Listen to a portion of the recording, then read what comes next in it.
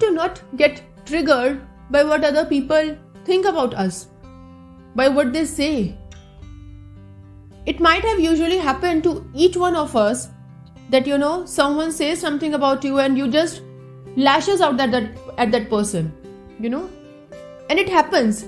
It's natural, but then it's only showing that you are bothered about what they think of you, what they judge of you, right? But then just sit calmly and just think for a second, does that really even matter? What they think of you, what they feel of you, what they judge about you, what they have the opinion about you, does any of that matters to you? Because if that matters, I think, you'll fall for the loop of being a people pleaser, right? Specifically for those people who are not willing to be the people pleaser, who want the peace of mind, who knows what's important in their life, who knows the other person's judgment should not bother them. This episode is particularly for those people, okay? So, today I'm going to share with you the 4 quick tips to become unbothered.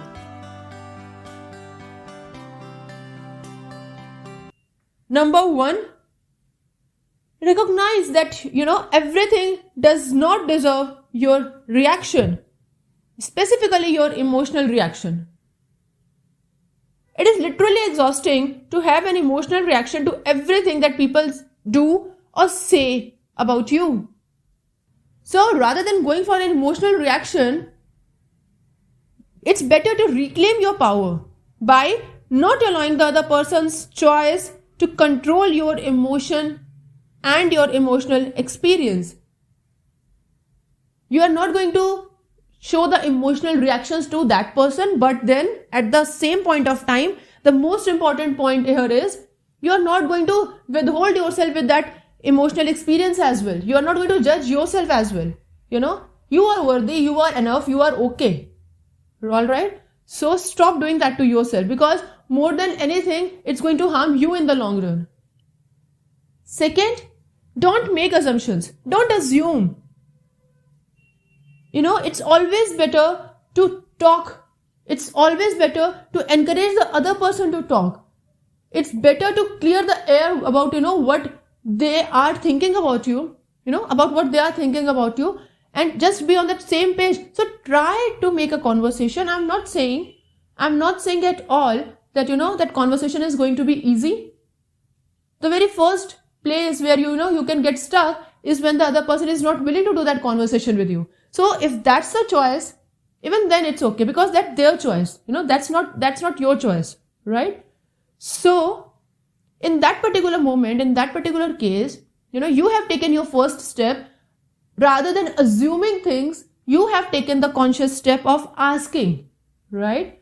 Now the ball is in their court. They have to decide if they want to have that conversation or not, or if they're going to let this emotional trigger and all these assumptions and everything going on in the air. Because if that's the scenario, again, you have to withhold yourself and you have to become unbothered. You tried, that's the best you can do. Okay? Third, avoid personalizing what other people do. What they say about you, how they treat you, if they treat you with respect or disrespect. Alright? If a person is treating you with disrespect and you think that, you are not worthy of it, you don't deserve love, you don't deserve respect, you don't deserve happiness, you don't deserve any positivity in your life, that's the point where you are wrong. You are just letting the other person having a power over you, which is wrong. Right? So and specifically for those people, for those people who want to live their lives on their own terms, who know that, you are right at the first place and you want a worthy, respectful life. People say that self-love is selfish.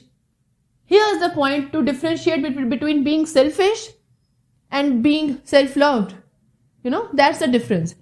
If someone is not treating you good, you are not going to put yourself down.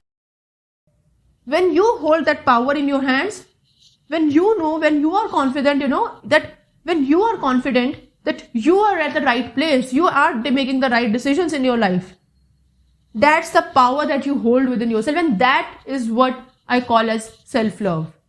Self-love is recognizing that you are right and then taking a stand for yourself. Alright? So avoid personalizing anything and everything that other person says or do to you. What they think of you, what they do to you, it's their choice. And it is all about the person that they are. It has nothing to do with you. It has everything to do with them. Okay? So just distance yourself and live your life peacefully. And fourth, know the limits. Know the limits. Define your limits and define any other person's limits in your life. Have that set boundaries. Why?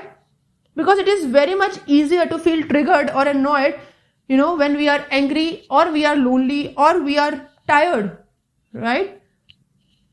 Better to stop letting yourself down when you know that, the other person's reaction is not what you expect and what you deserve. And then when you know that you are at a right place, you have that confidence, there is nothing to become bothered about, You don't have to always prove yourself that you are right. It's okay if you are not being proved right to others. If you know that you are right, that's enough proof for you.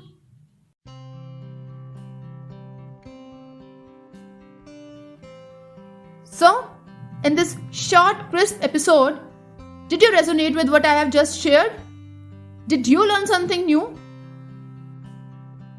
Share your views in the voice message now.